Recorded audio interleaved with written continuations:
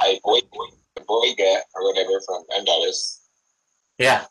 It's like a whiteboard app.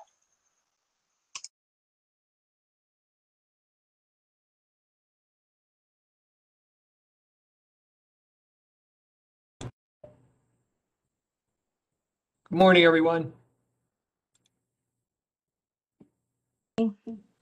Morning. Morning. Morning. Good morning.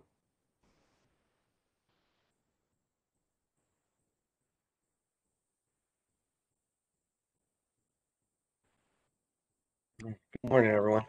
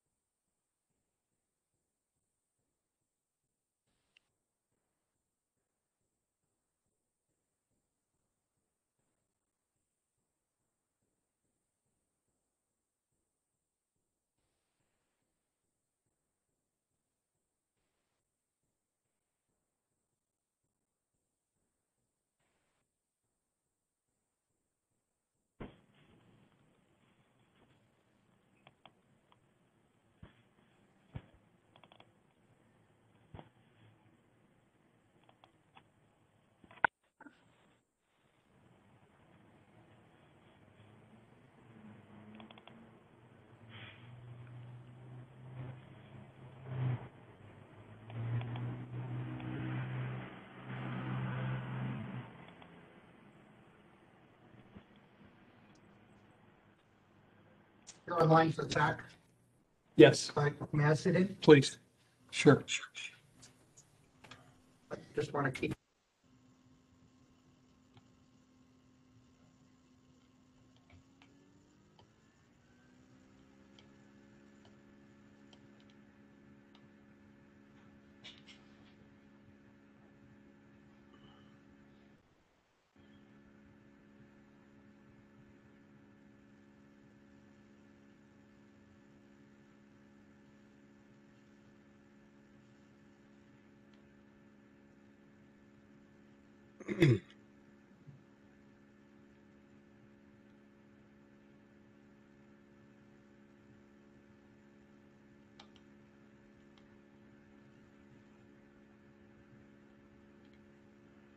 Morning, Gary. We have about 42 people on. It looks like we have 10 members.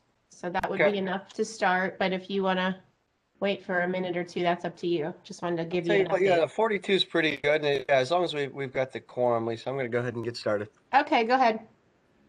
Okay, welcome everybody. I'll call the meeting to order and get started here. First item on the agenda is Economic Recovery Grant presentation by Dominic Marchionda. Dominic, take it over. Good morning, everybody. I just want to say first, thank you for everybody's time and the opportunity to present some of our work related to the resiliency planning and implementation following the closure of the GM Lordstown plant. So good morning and thank you to Eastgate and all the members. A little bit about our grant.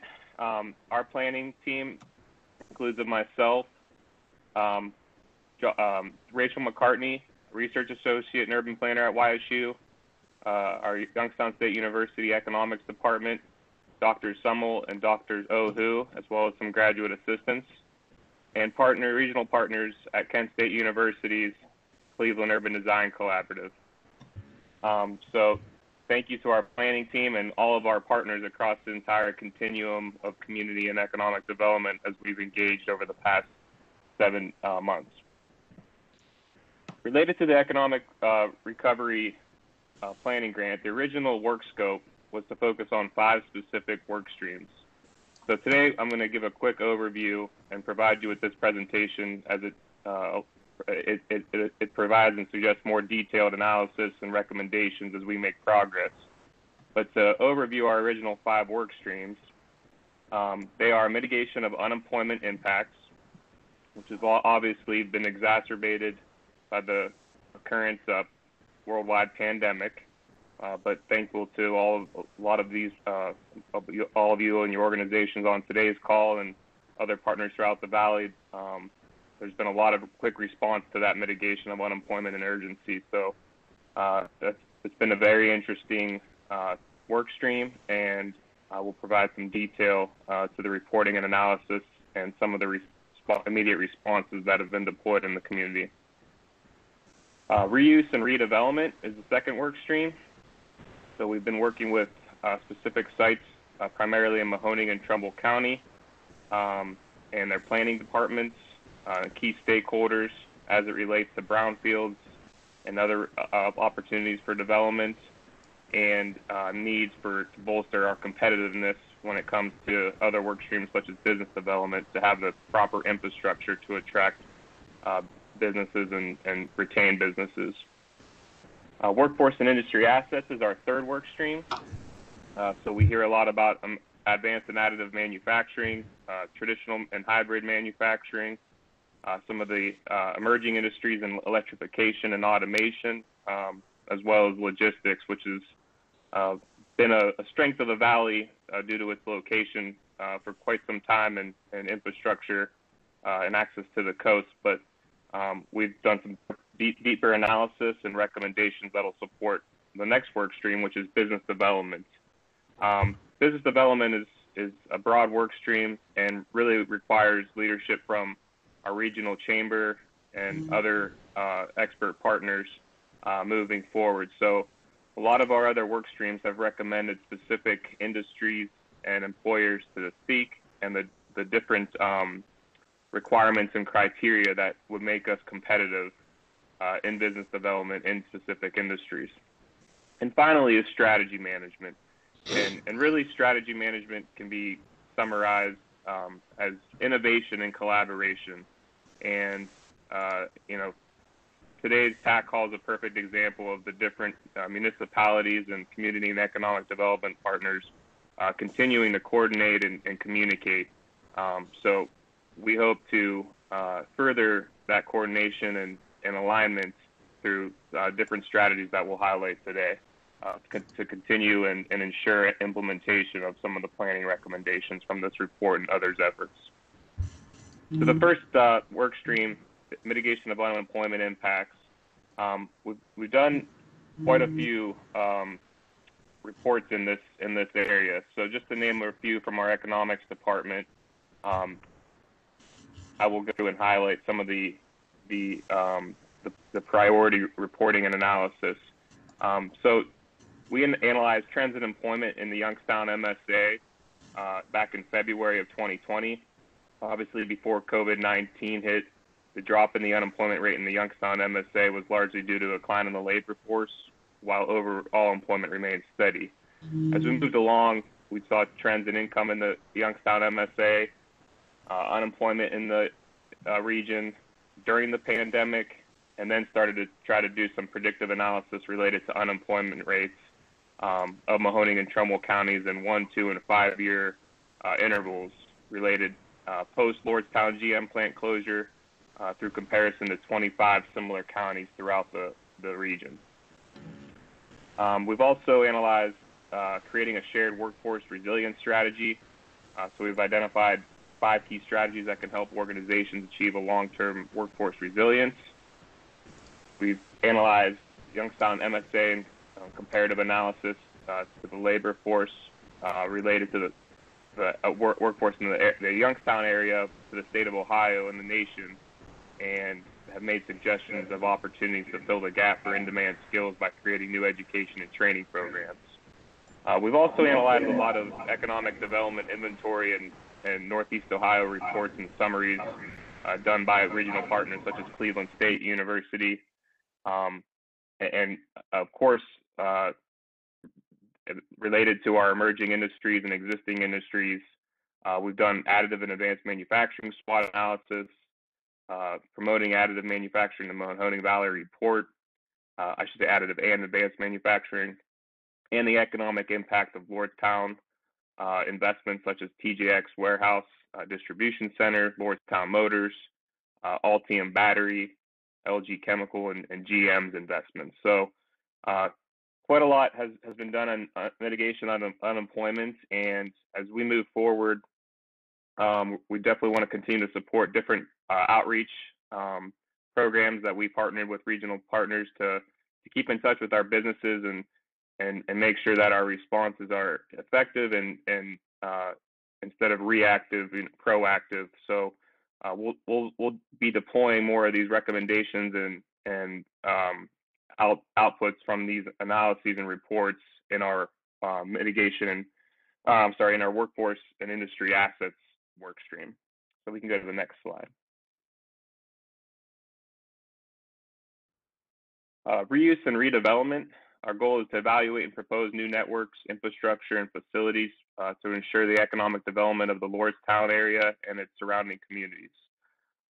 So where we are, we've identified and mapped all opportunities related to the priority projects that are listed in the Eastgate SEDS report. So that link, you can actually, you can gain access.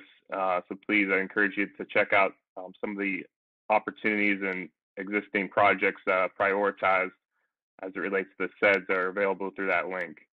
We've done a lot of work and tried to align transportation needs with reuse and redevelopment. So we've done a lot of outreach and engagement and surveying with WRTA and the Western Reserve Port Authority and many Youngstown and Warren stakeholders to develop job sheds and future route planning as it relates to access to the industry investment happening in Lordstown. We've updated a lot of GIS and mapping properties along strategic corridors and have identified targeted areas for expansion for the current growing investment areas. So we've done a lot of work with different planning departments related to tax delinquency and building code violations and making sure that we're presenting ourselves as a welcoming community and securing strategic properties for future economic development. Where we're going, and this is as we work through these next few work streams, we really want to think about this in three ways in our entire effort related to the Economic Recovery Coordination Plan for Lordstown. So obviously, I've suggested some of our goals, and the 3 areas we want to focus on are certainly where we're at, but we really want to drill down on where we're going and finally how we're going to get there. So in terms of reuse and redevelopment, we did some engagement in virtual charrettes and sessions with Trumbull County and Mahoning County stakeholders over the last few months. And a lot of these sites are of no, not new news for many of you, such as the Golden Triangle or BDM and some of the other brownfields and other underutilized or existing sites. So I won't dive too far into that, but we have extended some of our research and recommendations to provide vision for projects and infrastructure around the investment taking place in Lordstown to really just position us as a regional leader in logistics and try to brand the area as we've been hearing Voltage Valley a lot, but just really an opportunity for economic mobility. So a lot of innovation and entrepreneurship, conceptual ideas around the corridors and connecting our different communities throughout the Mahoning Valley region, brownfield redevelopment assistance, and then just increasing connections between different land uses such as recreation and industrial, as we've seen in some of the peer review analysis. So we can go to the next slide and that key area and talk about how we get there. So how we get there is always a combination of leveraging existing success and projects. We don't want to be reinventing the wheel, but certainly, trying to find innovative solutions through collaboration is a theme that we will continue to emphasize in our work. So some of those ideas and recommendations and what we've seen in other communities that are competing at a high level is utility infrastructure collaboration and planning. So we want that to really be a strength for the Mahoning Valley. We realized that a lot of our analysis around business attraction or business development or workforce and industry assets and their ability to grow and thrive rely on reliable utility infrastructure. And a lot of legacy communities certainly suffer from either fragmented or antiquated grids or obviously with technology changing at a rapid pace, only probably furthered through the pandemic. Other initiatives such as broadband have become relevant and predominant. So we definitely want to focus on strengthening that area, and that's a key area we'll be analyzing further and supporting in terms of other initiatives such as broadband accessibility study that Eastgate is leading with community partners. And then a really important next step that is going to define, or I should say refine, the how do we get there for each of our work streams and recommendations moving forward are some scheduled roundtable discussions, which Eastgate is a core partner, and certainly we will reach out with more information and details, but those roundtable discussions are being planned for April of this year, so just next month. And we will be engaging with specific federal agencies related to our Regional Economic Development Summit, those that participate, and then some that are getting engaged with some of our recommendations and work around the Economic Recovery Project as a follow-up to that Regional Economic Diversification Summit that was held in September of 2020. So we are going to engage, for example, groups like Department of Transportation, certainly EDA, EPA, NTIA, Department of Labor, and certain Department of Energy, and so on and so forth, but match them with specific workforce and infrastructure needs as identified in our work streams, as I'll continue to review. One of the key projects that a lot of people are aware of is the Lordstown Smart Logistics Hub. So we certainly want to continue, as I said, not reinvent the wheel, but continue advocacy for priority projects, and that bill grant proposal for 2021 is in target. And other initiatives are listed below, and I encourage folks to review those, at your own time, and please follow up with any questions. But the reuse and redevelopment, we can move to the next slide, has really been has been catalyzed and led by the Cleveland Urban Design Collaborative at Kent State University through their mapping and urban design expertise. So here's they provided a number of reports and have aligned their work with the SEDS,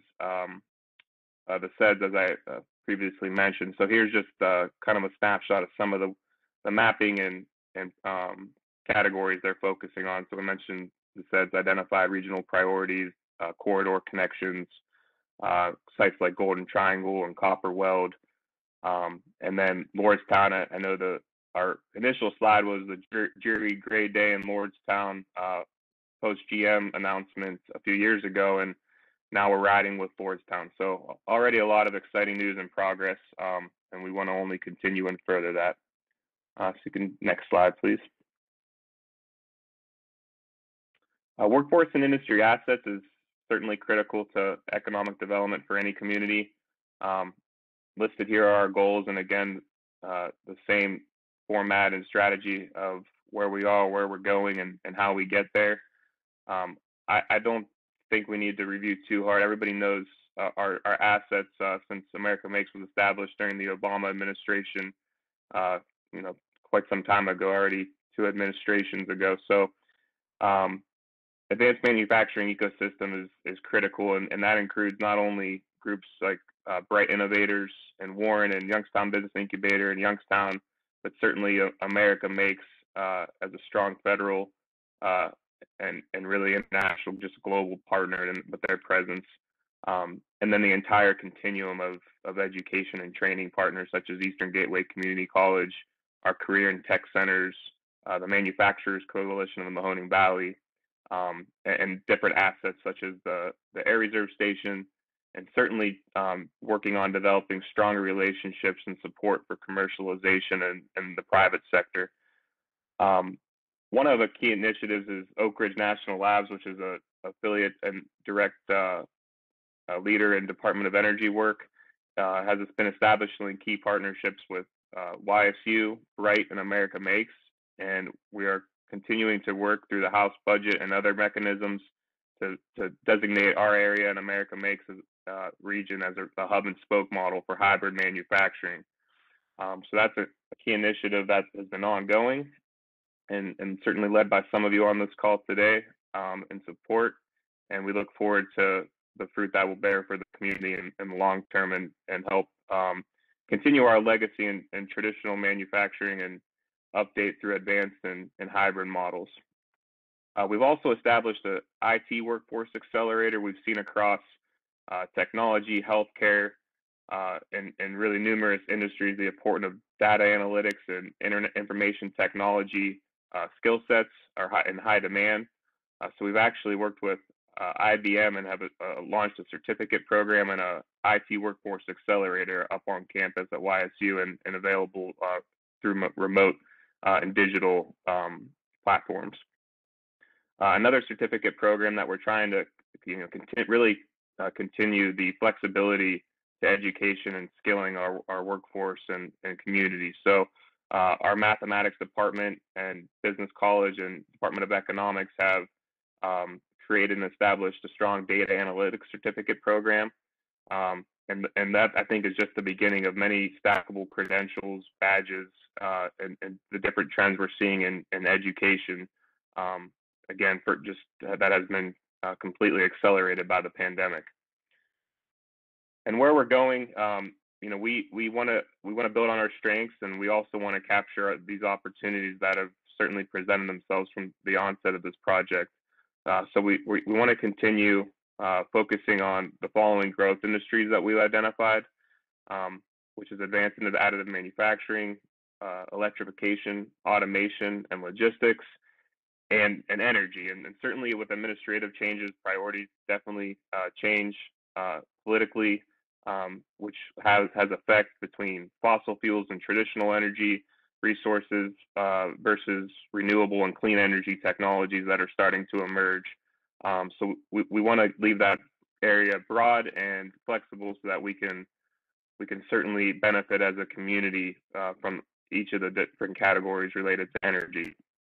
So again, our focus where we're going is really to increase credentialing and skills in the workforce to match these areas of growth opportunity. And through that, we have to be mindful that we need to improve our outreach to the underserved and underrepresented, being aware of the minority and socioeconomically disadvantaged populations that exist in our region. And to do that, we also need to increase awareness throughout all of our, through that continuum of partnerships related to education and training throughout the region, certainly skilled trade partners and organizations, and the entire K through 12 school system. So we can go to the next slide and look at where we're going and continue to establish credentialing pathways also for the reentry population. So working with different organizations that are focused in that space. Certainly we're not suggesting that YSU take the lead on all of these or or even maybe most of these areas, but we do have partners that are, again, to avoid redundancies and crossing wires, that focus and are experts in these areas. So whatever we can do to leverage access to resources for these populations, we want to support. So we'll continue to analyze and advocate. And certainly a reoccurring initiative throughout these work streams, and a top priority, as I mentioned, related to utility infrastructure planning is broadband.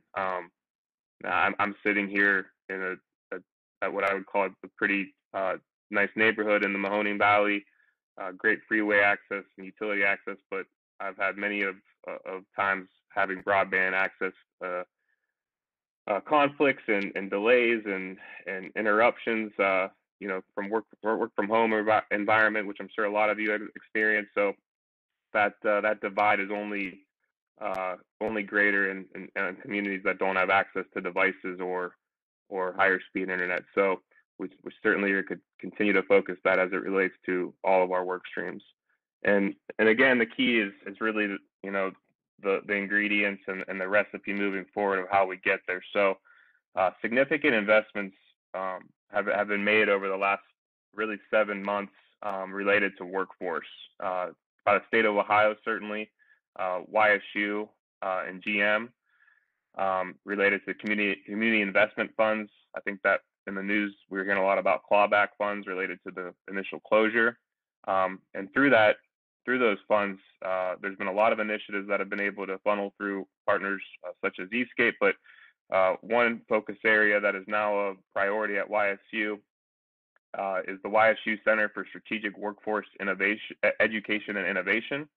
So that center is in the process of developing a community-based workforce development strategy, again, with our entire continuum of local education and training providers, and really reframing the way we think about education and skills, and connecting our workforce with jobs, and doing it through a employer and industry focused lens, so that we're really reacting and creating programs that are creating outcomes in real time.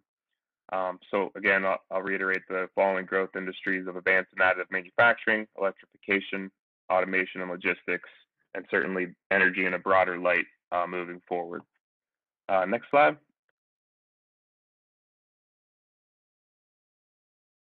Here's a recommendation. So after the REDS event, we formed action teams focused on each of these work streams, with smaller teams composed of regional partners and experts across the 3 sectors: public, private, and nonprofits or government. And these are some of the recommendations that we're hearing. So I'll highlight one of the exciting opportunities ahead in partnership with the University of Iowa, and trying to really create a regional or increase regional capacity in partnership with the University of Northern Iowa and YSU, and small and mid-sized employers in the region that are ready to efficiently increase the defense manufacturing supply chain through leveraging the additive and advanced manufacturing technologies that we've highlighted as a key area for growth opportunity. So that is in the House budget, and we're hoping to hear good news soon. But that'll be a partnership with the private sector and certainly our regional universities. And other opportunities related to entrepreneurship, and just increasing the opportunities for entrepreneurship, deal flow, business attraction.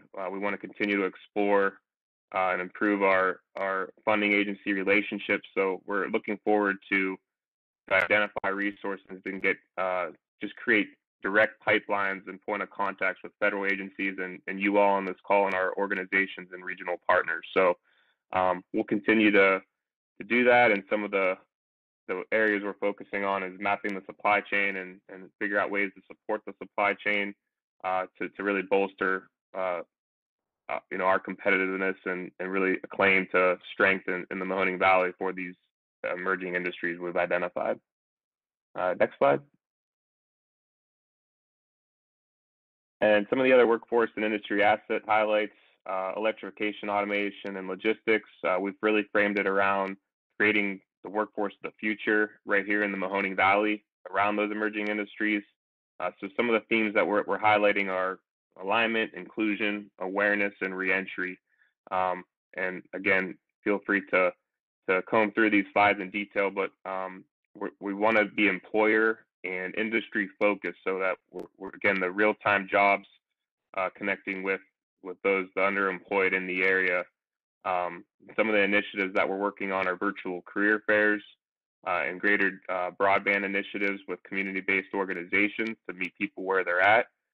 So those virtual career fairs will be accessible remotely, and then trying to create a system of community hotspots through working with partners such as the library, Inspiring Minds, and different municipal and faith-based organizations that have access to devices, workspaces, internet, and we're framing those to gather data and assessment on the front end about individuals, and then working directly with employers.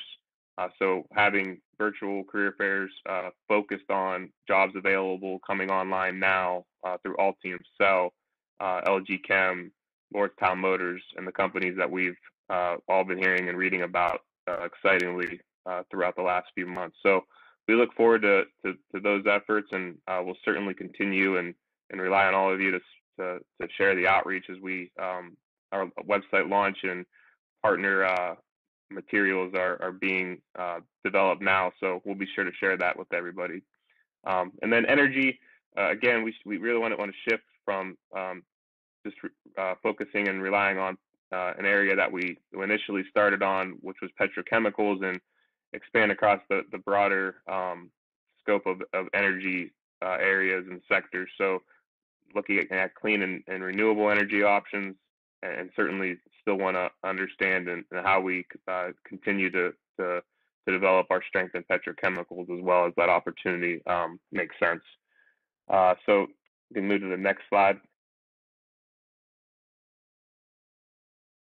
Business development, again, I highlighted at the beginning that this is something where, we look at our leaders at the regional, Youngstown Warren Regional Chamber, and their programming and figure out ways how we can bolster their efforts. Again, not trying to reinvent the wheel. We have great leaders, great organizations, and great programming, but we're all looking for resources. So just trying to really align and summarize this work related to our emerging and industries that have been identified to attract and retain talent, but also attract resources to go about some of these initiatives and launch, some innovative wrinkles to existing or even new programming. But again, feel free to comb through and see how we're, where we're at, where we think we're going. I've talked a lot about the emerging industries and the existing ones,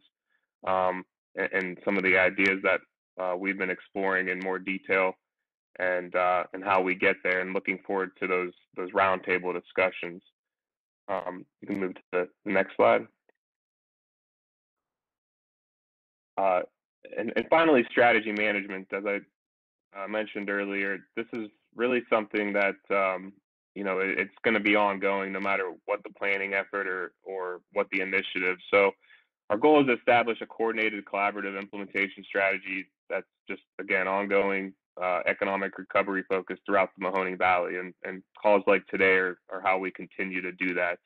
It's not rocket science, but it certainly is. It's been challenging not being able to meet in person as much this year. So the ability to connect remotely and through the phone has just been more critical. And again, we appreciate everybody's time and the different engagements that we've had, that we're planning, and look forward to moving forward in a coordinated and aligned fashion together as a community. So some of the initiatives that are existing and where we're at are, we've reviewed existing strategies. There's been so many reports that we've learned from and been a part of in the past. I know I've been around almost a decade now, and much more was done before I even started working in this space. So getting refamiliarized with where we were and how we've got to where we are.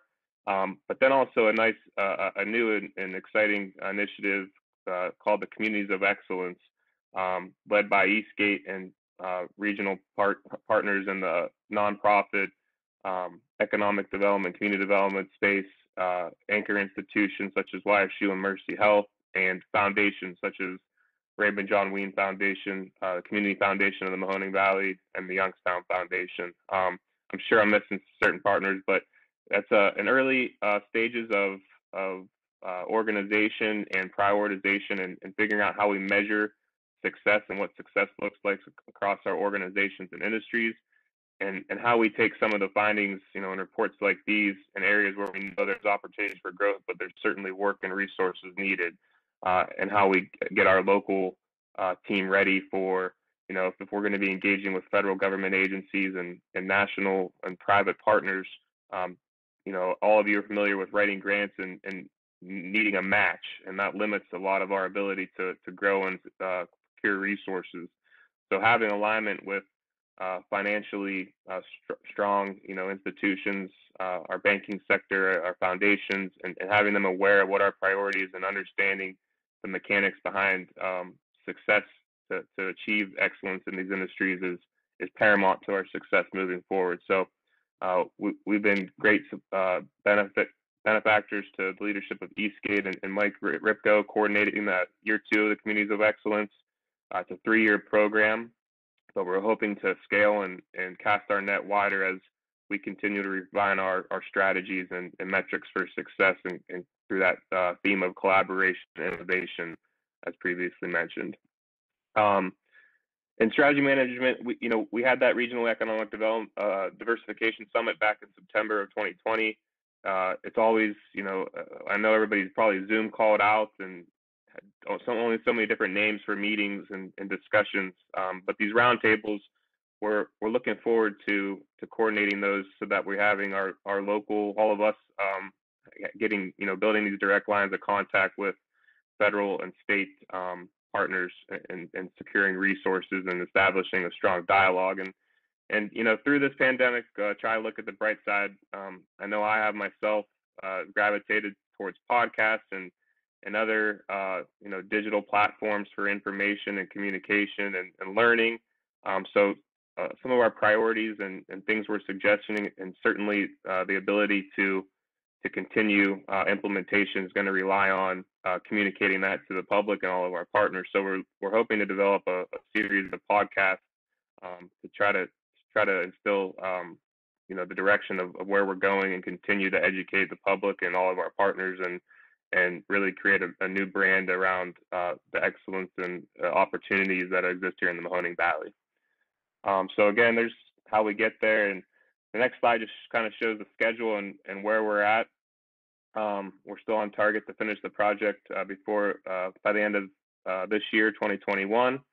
Some areas are certainly further along or more planning focused in our work for the scope of this grant versus others, but we are committed to and laser focused to making sure that their alignment and they're supportive of existing and opportunity initiatives in the valley. So I know I've taken up a big chunk of everybody's time this morning, but I really want to extend all of our teams thank you for your time, and please do not hesitate to contact myself or any of our team members with any specific questions or suggestions or recommendations, and we'll certainly be in touch with some of these roundtables and career fair and other initiatives moving forward. So thank you so much to Eastgate and everybody on today's call. Okay, thank you, Dominic. There's a lot of effort went into that study and that plan, and it's ongoing. So thank you. Your efforts are appreciated. Any questions or comments regarding Dominic's presentation? Okay. If you do come up with any questions, we can catch you at the end or click on the chat box and enter any kind of questions. Thank you, Dominic. Thank you, everybody. Next we have Mark, who will discuss Economic Development Technical Assistance Initiative. Mark. Yeah, thanks, Gary. Appreciate that. Real quick, just wanted to circle back to, I know we announced our technical assistance partnership last month at the TAC, but we brought on the use of some of our CARES Act funding we received last summer. The purpose of this, obviously, a lot of regional partners, stakeholders, we have plenty of work to do around here, lots of projects that many of you have been working on. And Basically, what we want to utilize this for is, 4 bullet points: project identification, funding source identification, grant writing services, and also meeting coordination, presentation preparation, project summation, et cetera. Again, lots of things going on. We see in the Congress the 1.9 trillion stimulus package that could be getting passed here soon. That would probably likely result in a CARES Act too. In all likelihood, I know some of our EDA partners have told us that it would likely result in the 80-20 funding matrix again, which is very attractive. I know some of you on this call have pursued those dollars. We've had some successful projects from the and basically what we want to do is we want to get out in front of that. Should this funding drop, let's say in April, May, we want to have projects that are ready to go. We want to be submitting for this funding at the earliest possible date. So basically, through the use of our consultant and as well as Eastgate staff, myself, Joanne, Mike, Jim, we're going to review potential projects, see which ones match our funding criteria, our investment priorities, and then go from there. As you look on our website, I know Justin's brought it up on the screen, and you'll scroll down, you'll see projects that we have right here, types of eligible projects for funding, investment priorities. We also have several links that you can click on for further information. They'll lead you to the direct notice of funding opportunity. They'll lead you directly to the EDA website, to the ARC website. And then lastly, should you feel like you have a project that might meet some of this investment criteria and some of the priorities that our partners have laid forth, we've also added a one-page project proposal template to the website. There's a link right at the beginning, and I'll wait for Justin to bring this up. And so with this template, basically, it'll allow you to input what source of funding you're going after. It'll allow you to input your budget, your strategic rationale, a description of the project, and exactly what you're looking to do. Those proposals can be submitted directly to me. We'll review those as a staff. And again, we'll see which ones are a good fit moving forward, which ones can be attractive to utilize the source of our consultant, and then we'll go from there. Again, should you have something that matches up with these priorities, don't hesitate to fill out that template and get those sent over to me. Aside from that, I want to thank Dominic for the presentation for the GM recovery. And obviously there's a lot of good stuff going on. Anybody has any questions, don't hesitate to send those to me via email, give me a call. And I look forward to that. Thank you. Okay, thank you, Mark. Any questions for Mark? I know, Mark, I had one. Any updates on that Golden Triangle EDA application? Yeah, so I've been staying on top of it, Gary. I reach out to them pretty frequently. The last I heard was that it's before the investment review committee.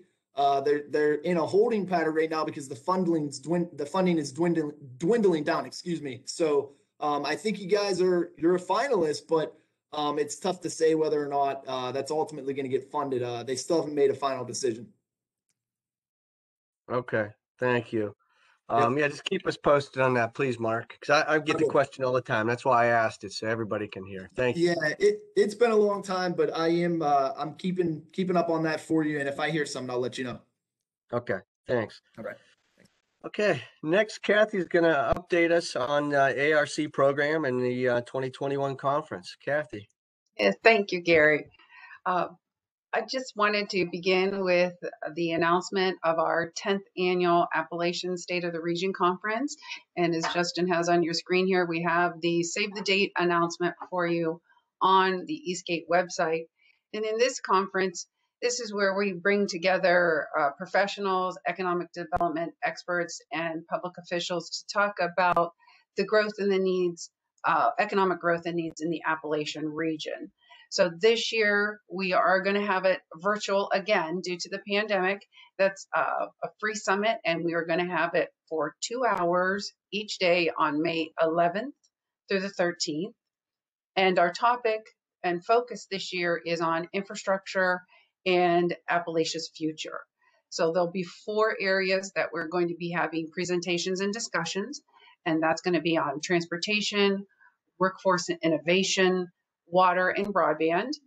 And very pleased that Steven Zubik is going to be one of our guest panelists talking on transportation with the success we've had with our Smart 2 infrastructure and broadband project here in Youngstown. And then I actually will be heading up the workforce innovation segment. I've asked the folks from Flying High to join us. They've done some excellent work on the recovery to work. And so our district will be very well represented, and we're hoping that you'll be able to join us virtually when that announcement goes live as far as registration and the agenda. We'll put that on the Eastgate website for you as well, but just keep in mind that'll be forthcoming. And then the second item I have for you is regarding our power funding opportunity. I did speak of that in great detail last month, but this is for our letters of intent, which are due this Friday. So with the power funding, this is available for communities that have experienced job loss due to the downturn in the coal industry.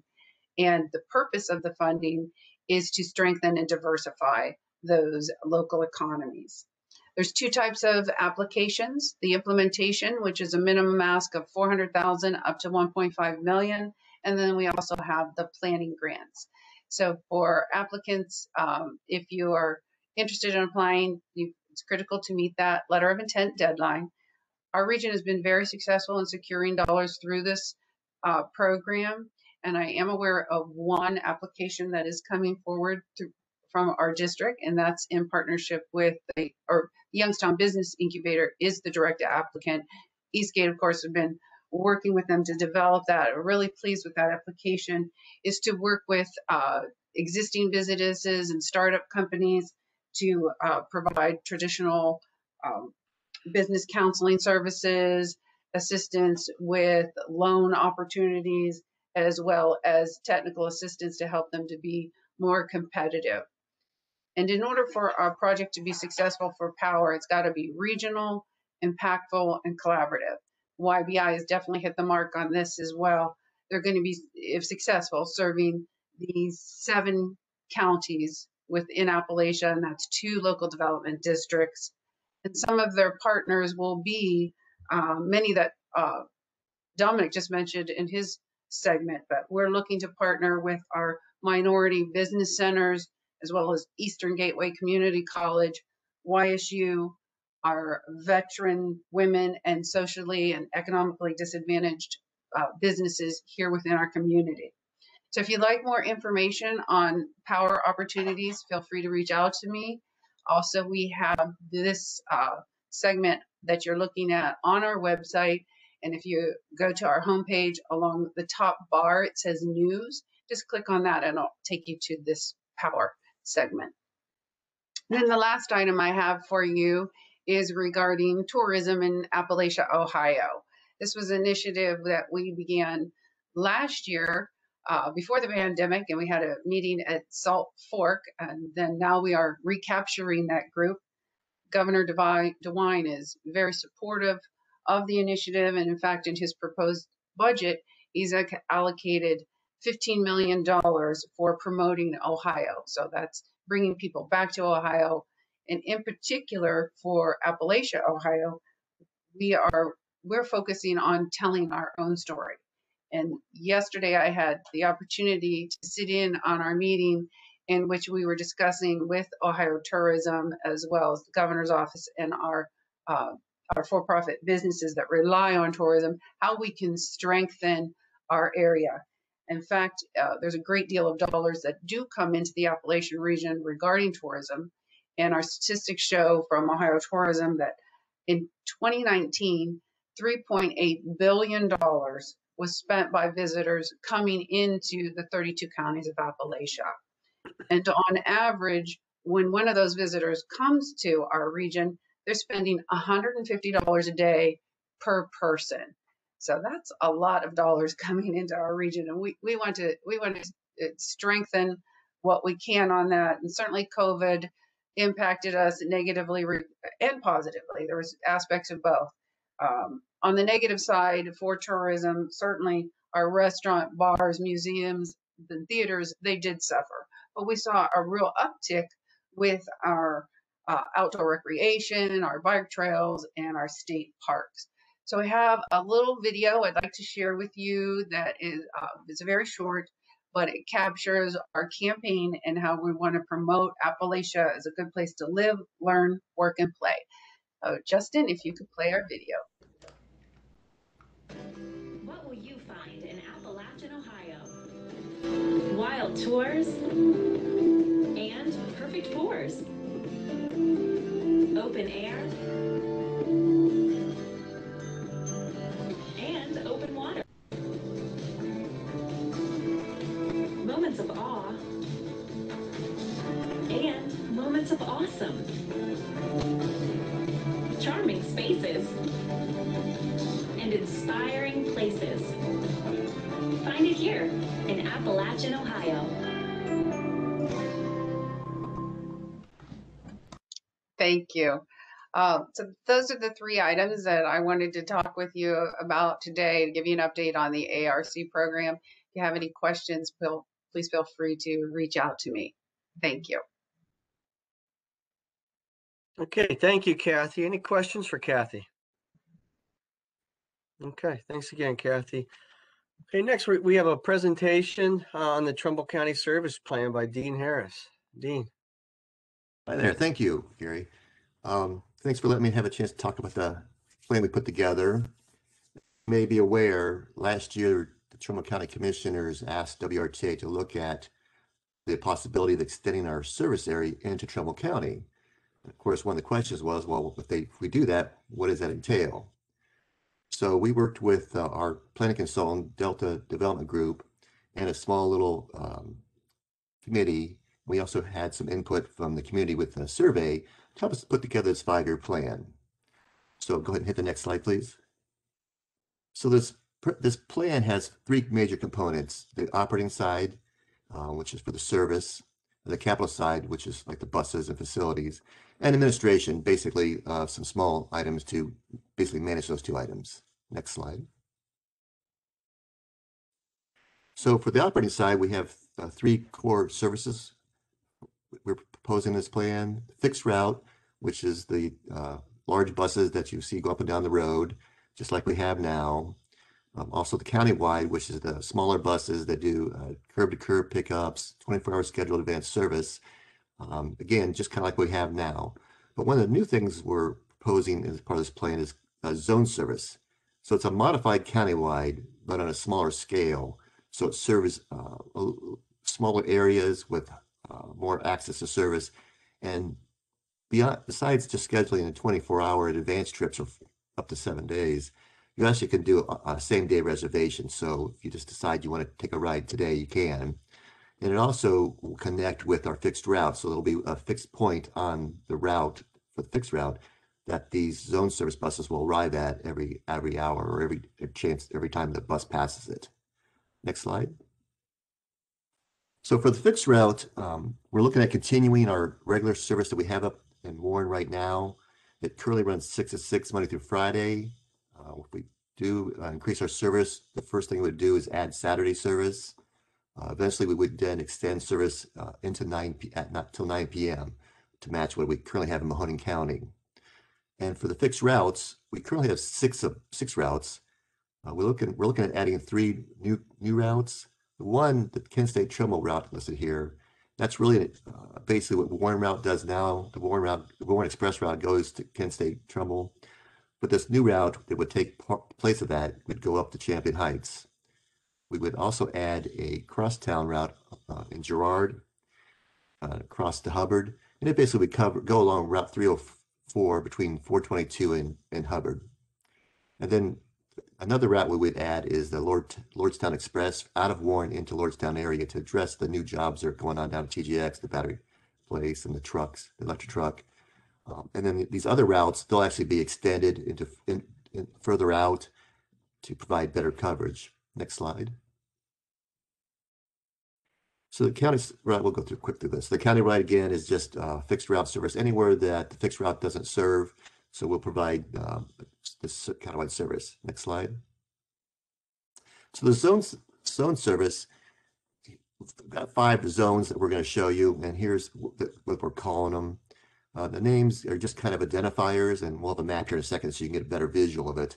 But really, it's just to show, it's designed to, again, provide a level of service that fixed route won't be able to do because there's not enough density, but also provide enough service that those in those areas can get from their home or work faster and without having to wait for the countywide service, which could take a while just because it's covering the whole county versus these zones. And then again, attaching it with the fixed route service so you can get out of the zone and continue on to another area. And this will follow the fixed route service similarly. It'd be 6 days a week, Monday through Saturday, 6 to 6. And then as soon as we add more equipment, more personnel, we'll then extend that to 9 p.m. Next slide. So here's the first map of the fixed route service. For the new routes, we have the Hubbard Girard route, which is the purplish route on the bottom right corner. That's a nice route. It's good because it covers, it ties into the Giant Eagle on Belmont, and Mahoning County has 3 routes going into that same Giant Eagle. So there'll actually be 4 buses that can connect at that Giant Eagle. In addition, it can connect with the 28 on 422. Then you've got in the bottom left corner the Lordstown Express route coming out of Warren to serve the Lordstown areas we talked about. And of course, the purple route, which is the replacement of the 28 or part of the 28 to take in Kent State Trumbull and also go further Champion. And then you can see kind of the other routes that those expansions are going further out into the kind of into the suburbs to provide better coverage. Next slide, please. So here's the 5 zones. Now these zones are, again, are just draft ideas right now on what they look like. They can be adjusted to match what actual service requirements there are, or maybe some areas that we might not get caught up in the zones. So don't get fixated too much on what they look like specifically, but just kind of how they work and how they interact. So they're designed to cover those areas that fixed route, again, doesn't cover, and the countywide service, it just doesn't cover it well enough. Next slide. So here, this map is to show the full complete picture. So you see those little red dots. Those are areas that we think would make great little areas for the connection between the zones and the fixed route. And these, we're calling them mini nodes. And these mini nodes could be anything from a bench, shelter, and up to maybe even like a small transit center. And I'll give you 2 examples. Again, the Giant Eagle on Belmont would be a great place for a nice shelter. We have 4 buses going in there, 4 different routes. Another area for the bigger location is in Jackson Township, where we're having the two Lordstown Express routes come into. We're thinking about putting maybe a transit center down there where the buses can actually park and wait, and adding a park ride component to it. And the park ride doesn't work too well for the express service. It's really the main reason for the park ride is also we're looking at adding a new route coming out of Youngstown in December that will go into Akron. We'll have an express service. So one of the thoughts is that could be a good spot to do a park and ride lot to catch our express service into Akron. And that Akron service will be primarily designed to serve connections to for hospital medical appointments and to connect with Metro service that goes up to the VA hospital, because we have a lot of interest in getting up to VA hospital, and we think that might be a better way of making that connection for everybody. Next slide, please. So the plan calls, of course, we're going to need personnel. So for operators in the first year, we're looking at probably hire about 14. And the main reason why it's such a low number is it takes longer to buy the equipment that we need the operators to operate. So that's why you see in year 2, we're adding about 30 more operators. And by year 3 and on, we'll be around 46 operators to do the service that we're proposing. It also includes staff. This is service personnel that fuel and clean the buses, mechanics, dispatchers, customer service, the additional personnel needed to handle the additional increase in service demands. Next slide. So here's kind of a 5-year projection of cost. You see the first year, we have funding in there to do the service we're doing now, plus a little bit more. Year 2 is when we start being able to increase the service with additional new equipment and new operators. And then by year 3, we should be almost where we want to be as far as the size of the service. And 4 or 5 are just basically years where we can modify the service to respond to how well the service is going. With it being a new service, we have a lot of unknowns, so we'll have to be doing some adjusting as the years go on. Next slide. So the capital side, you've got a couple big components. We would really like to build a transit center somewhere in downtown Warren to handle all the routes that come in there. We also need a storage and service facility somewhere in Warren to hold all the vehicles that we'll be using in Trumbull County. And then our goal is to try and move toward electric vehicles. So we have charging equipment and associated with that. And then the mini nodes, which is the shelters and that transit center. And lastly, some updates to any technology that we can provide to our passengers and to our service. Next slide. So there's a couple pictures of examples of what others have done for transit center and a service center.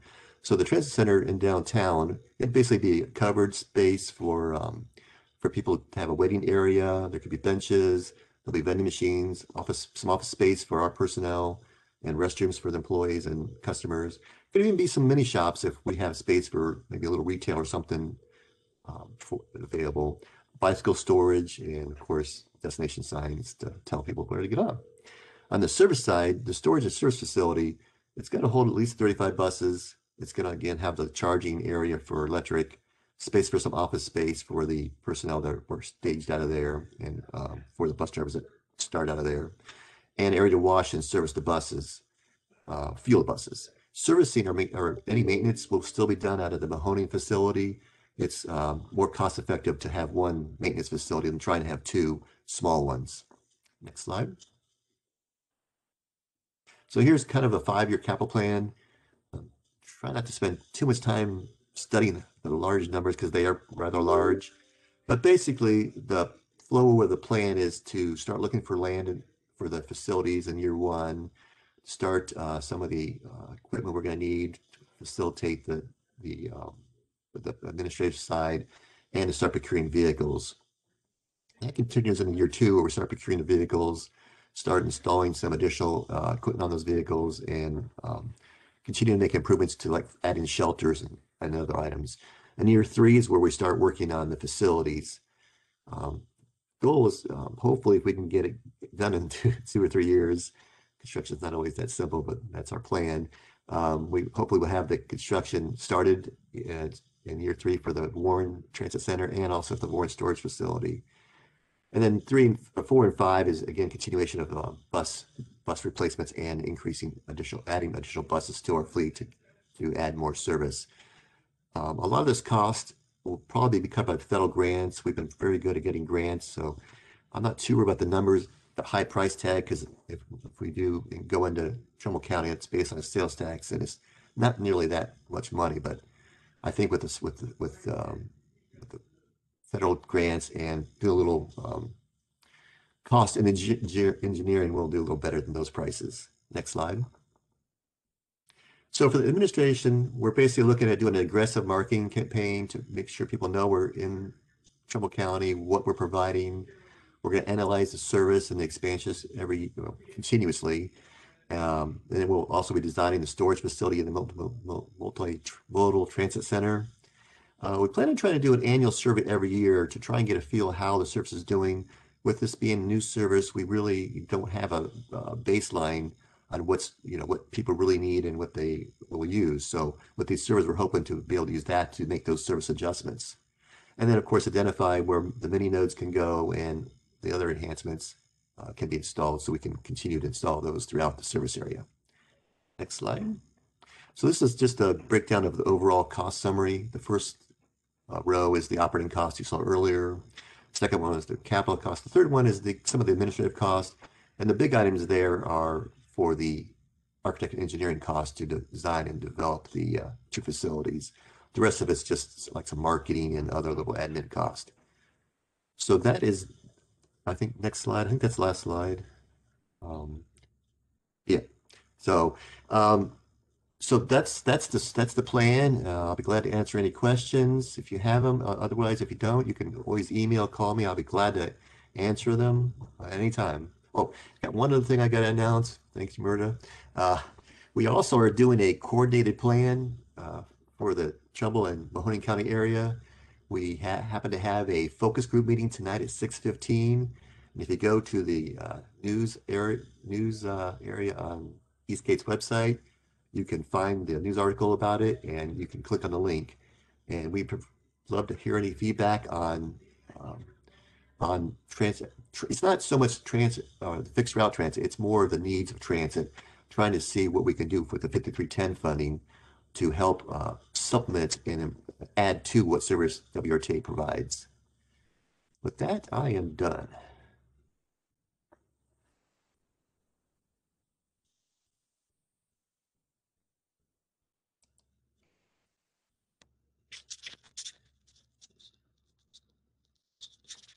Hey, Gary, you're on mute.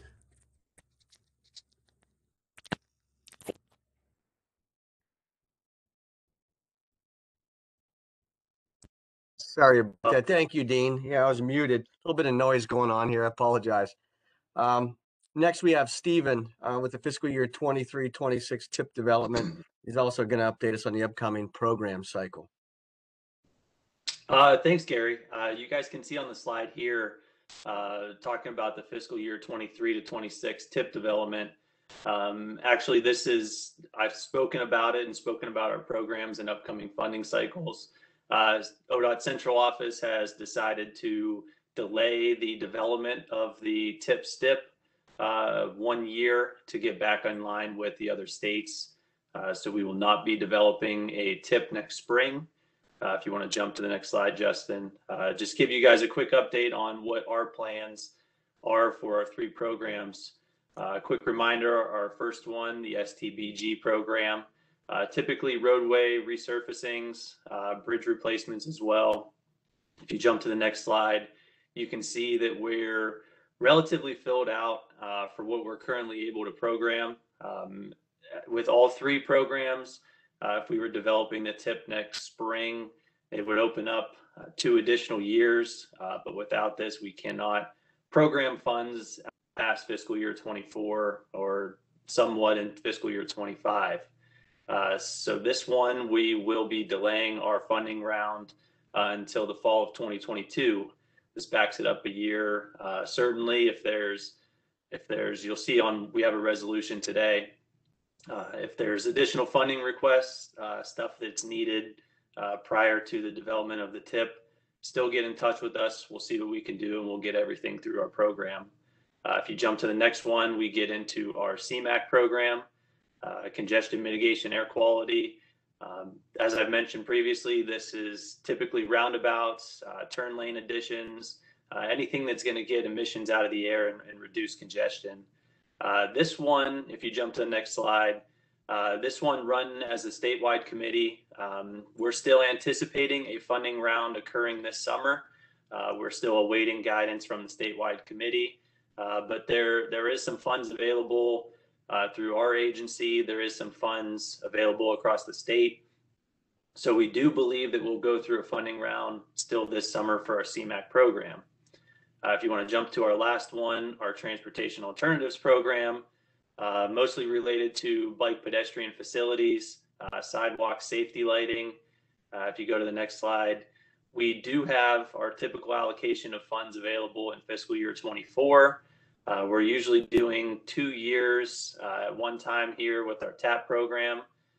So I think we may open up fiscal year 25 as well, essentially working those in as future projects. So we'll still go through with the funding round this fall for our TAP program. Not being able to open up fiscal years 25, 26, like I said before, affected our STBG program the most, but expect some more guidance and some official dates this summer as we continue to work with these other agencies and find out what's best for our area and what's best for the state. That's all I have. If anybody has any questions now, or if there's confusion and you want to know some more information about future projects for yourself, when to apply, when you will be applying, feel free to reach out to me. Okay, thank you, Stephen. Okay, next we got Ken. He's going to discuss the fiscal year 22 Eastgate Draft Unified Planning Work Program. Ken. Thanks, Gary. I'm going to go not get into great detail on this, so I would encourage you to either reach out to me for some more information or on the information we provided in the email, then on the screen here. You have ownership of the products, so if you have questions, I encourage you to reach out to that staff person that's very knowledgeable in all of these programs and products. So anyway, so our work program is basically our contract that keeps us in compliance with ODOT, Federal Highway, and FTA. It's also on this is a summary. The complete work program is on our website in our library. It is a draft. Next month, I'll present a resolution for approval. So if you have any comments or questions, concerns, please reach out to me between now and April, April, and then we can discuss them. But moving ahead here, the short range 601 is where we typically, congestion management or corridor studies with Stephen and Luke developing those. The highway safety, the bike and pedestrian safety addendum. Again, that's all encompassing bike throughout the 2-county area, and Grant would be our contact and does a nice job with all of those programs. The 602, the Transportation Improvement Program, Stephen just discussed. So again, if you have any questions, please reach out to him. So, or both the TIP and then the Transportation Alternative Program. 605, our surveillance program. Jeff handles that. We'll continue to do our traffic counting program in coordination with Ed and the OPWC. Our independent variables, which are tied directly to our 2050 long range plan. And then also the pavement condition summary reports that Ed has produced over the last few years will continue. The GIS data collection and management, that's sort of our overall encompassing, what we do for our GIS. Jeff again handles that along with, Luke does a lot of work in there, and Grant. And you see that, there's a number of items in there. And by all means, this isn't an inclusive list. There's a lot of other things that we do. So I, again, encourage you to reach out to that. The 605 air quality program, Justin has been managing that for us over the past few years. We'll continue to do that. We'll continue to contract with Sonoma to provide us our air quality data. One thing I do want to point out, we do have a new thing, a special projects we're calling it. Justin's going to look into identifying the possibility of a idling study with local schools as far as the buses are concerned. So he'll be looking into that as far as what we'll need to provide a study. The 610 continuing planning, that's our long range look. That's our 2040 MTP update, which we're currently working under. And then the 2050 MTP, which we're developing over the next few years, due July of 2023. The major part of that one, there's a number of things that'll take place in there, along with, visioning and scenario planning, and then look for Stephen to begin the process of solicitation of long-range transportation projects. So, we really got to start putting on our thinking caps and look out to the year 2050 and how we scenario plan for the Mahoning County area. We'll continue to do the corridor planning. Again, we've been very successful with that over our last two, the Belmont and currently the Wethersfield 46 area. performance measures, work with Access Ohio. Product 6 there is the update of our regional bicycle plan. Grant will be handling that. And the last time we did that was 2010. So that's well overdue for an update. So we'll be working on that next fiscal year. The 610 planning grant, very successful. I think last month, Justin updated everyone. We had $98,000 in requests for we've been able to make $30,000 out of our planning money here. So very successful. 625, our service. That just is kind of an overall encompassing, where we try and catch things that kind of, don't really fit under a specific product, but we still do. 665, the intelligent transportation. That's something, we've all heard, but have been kind of in the background. We were fortunate to partner with Drive Ohio and task order their consultant that's doing the statewide AECOM and have them update our ITS architecture for Mahoning and Trumbull County. Luke will be heading that up, and look for him to be in contact with all of you as we move forward starting in April. The next one's the Go Ohio Commute Program, or what we used to refer to as the rideshare program. Justin's going to coordinate that and continue that effort. 670 is our census. Jeff would be the person for our census information. Moving forward, the 674 transit, and then 674-01 transit development program. The transit is all of our inclusive transit operations that MRTA does in assisting both WRTA and Trumbull County Transit. I will point out that product 2, future consultant / mobility management functions. We were approached by ODOT, Office of Transit, and was asked to look into either possibly hiring a mobility manager as part of the Eastgate staff, or initially having a consultant look into mobility management throughout Mahoning and Trumbull County. So, we've been working with WRTA, Dean, and Mike up in Trumbull County, and we've been gathering that information. So we'll be moving forward with some type of mobility management next year. Again, the Transit Development Program, or the TDP, that's the transit tip, as I like to refer to it. And then the 697, which is our public outreach, public engagement, and then also Eastgate events, where our CAB or our annual meetings or our lunch and learns that we'll start to hopefully get back to here real soon. The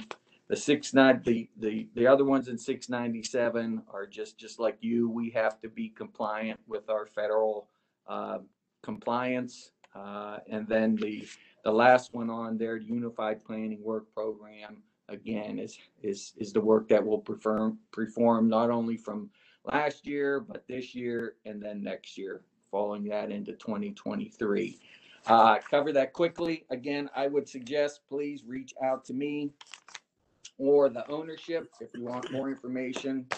I'll have a resolution of acceptance for next month, and that's all I have. I'll just jump in here too. Jim was online. He had to attend another meeting, so we won't have an executive report today. So that's all I have, Gary. Okay, thank you, Ken. Any questions for Ken? Okay, if not, General Policy Board Resolution 2-2021 will be sent out to the TAC members for passage. So I'll be expecting that. Now we're down to announcements. Any announcements for the good and order of the committee? Gary, this is Stephanie. I just wanted to announce that originally at last tax meeting, I announced that there was $2.1 million for Clean Ohio for round 15. Donna had done some calculations on her end with some projects coming back in under the original amount that they had anticipated. So we are a little bit less than what I had mentioned. So right now for round 15A, we will have $2,087,019 for round 15. I just wanted to clarify that. So everything on our website has been updated, as well as the announcement flyer. So. Okay, Thank you, you. Stephanie. Okay, any other questions or comments for the committee? Okay, yeah, since there's no other comments, we can adjourn. Thank you, everybody, for attending today. Very good turnout. I'll see everybody next month. Thanks, Gary.